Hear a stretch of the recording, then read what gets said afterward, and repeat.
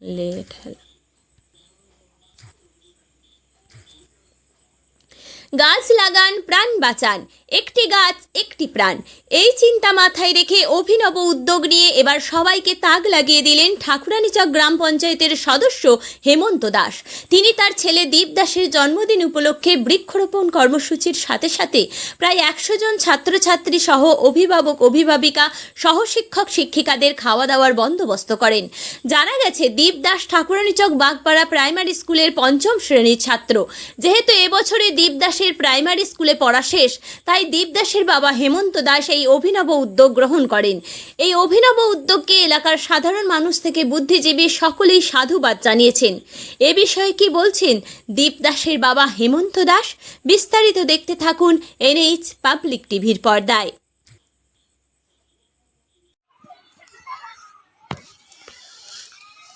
বলুন, আপনি আপনার স্কুলে আজকে কিসের অনুষ্ঠান আছে একটু বিস্তারিতভাবে যদি বলেন।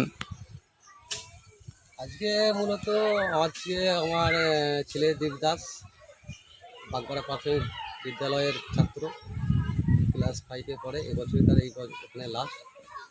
তার জন্মদিন উপলক্ষে আজকে এখানে স্কুলে জন্মদিন পালন করেছি ছাত্রছাত্রীদেরকে নিয়ে। এটা খুব ভালো প্রস্তাব। আপনি স্কুলে তাহলে ছেলের জন্মদিন পালন করছেন, তাই তো? হ্যাঁ, সাধারণত আমরা দেখে থাকি যে ছেলের জন্মদিন বাড়িতে কিংবা লজে কিংবা কোথাও ভাড়া করেই করে হয়, বা গ্রামেগঞ্জে আমরা সেটা দেখে থাকি সচরাচর। আপনি স্কুলে করবেন জন্মদিনটা, এরকম মনোভাবটা, বা আপনি স্কুলে করতে চাইলেন, এর কারণটা কি? দেখুন, এই কারণটা অ্যাকচুয়ালি এর উৎসটা আমার ছেলে। কারণ সে বলে আমার বন্ধু বান্ধবদিকে নিয়ে আমি বার্থডে করবো, তাই আমি ভাবলাম তাহলে বন্ধু বান্ধবদিকে যদি নিয়ে বার্থডে পালন করতে হয় তাহলে একমাত্র উপযুক্ত জায়গা হলো স্কুল। স্কুলে প্রায় 90-95 জন ছাত্র আছে।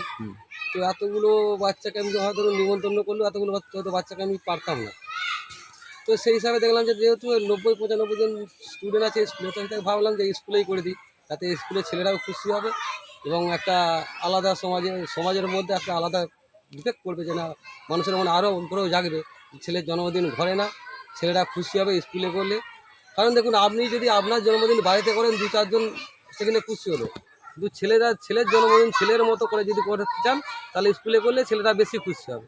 কারণ সেখানে তার সব রকম বান্ধবরা থাকে, হয়তো কোনো সময় নিমন্ত্রণ করলে হয়তো আসতে পারে না, কিন্তু স্কুলে যেহেতু সকলে আসে, স্কুলের পরিবেশে একটা জন্মদিন করা তার মধ্যে একটা ভালো রকম পড়ে, আনন্দিত সে বোধ করে এবং স্টুডেন্টরাও আনন্দিত ভোগ করে, তার বন্ধুবান্ধবরাও আনন্দিত ভোগ করে। বাস এই কারণে, বাকি আর কিছু না। তাহলে আপনি যে আজকে জন্মদিন পালন করছেন, কি কি আয়োজন করেছেন, বা কি জন্মদিনে কিছু উদ্যোগ আছে কিনা? দেখুন, জন্মদিন ঠিক করেছি, যেহেতু ম্যাডামের দিকে আমি বলেছি, স্কুলের ম্যাডামের দিকে আমি ওনাদের কাছ থেকে অনুমতি নিয়েছি।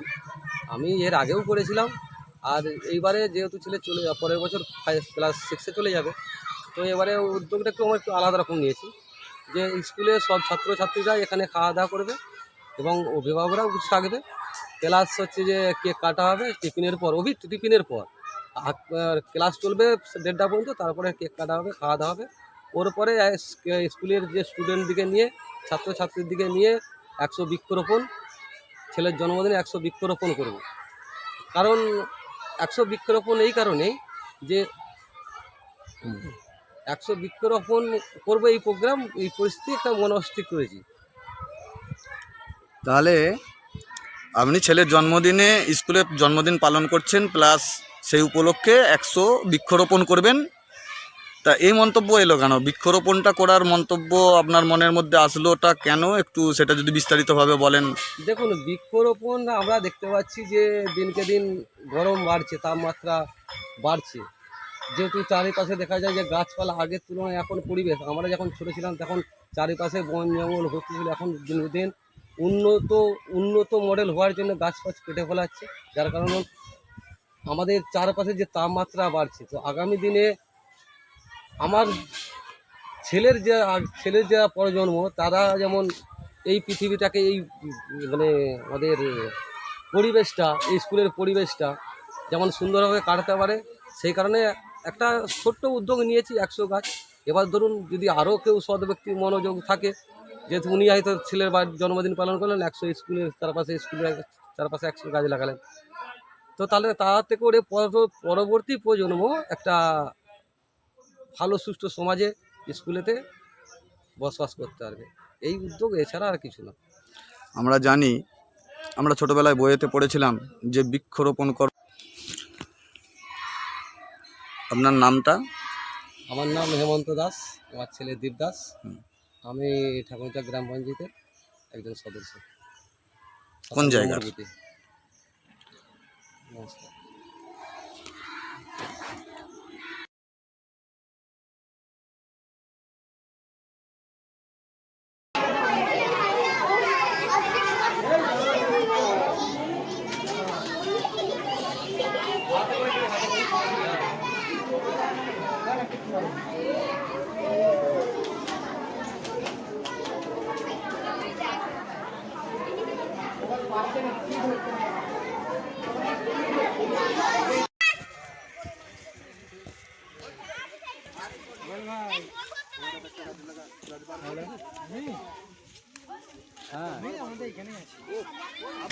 ফোকাস হেভি বড় গাছ বের করেছে। ওই ফোকাসকে গাছ বের করতে বলেছে, বড় গাছ ছোট একটা গাছ বের করে দিচ্ছে।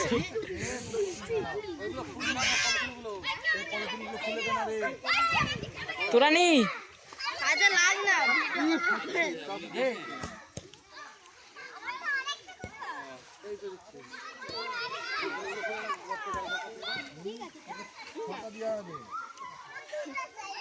দে আমরা কোথা করি।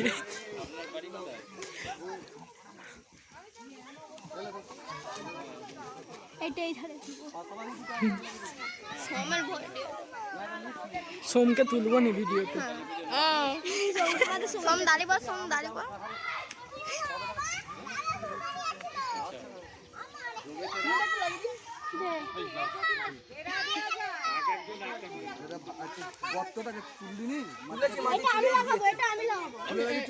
না গো, সুরা মাটি তুলে নে।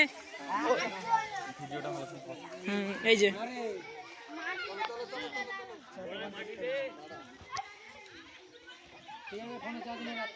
বাপ্পা আমাদের ঘরে যে দুটো গাছ লাগিয়ে দিবি।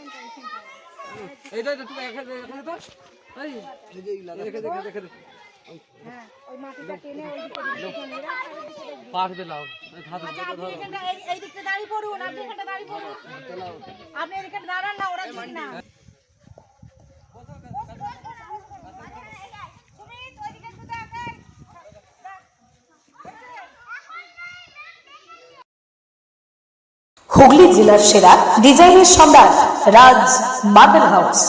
টাইলস ডিজাইনের ওপেন চ্যালেঞ্জ রাজ মার্বেল হাউস। মার্বেলের কোয়ালিটিতে সেরা, দামে কম, মানে রাজ মার্বেল হাউস। ঠিকানা ঘোষপুর দুয়াদণ্ড মহিলা সমিতি।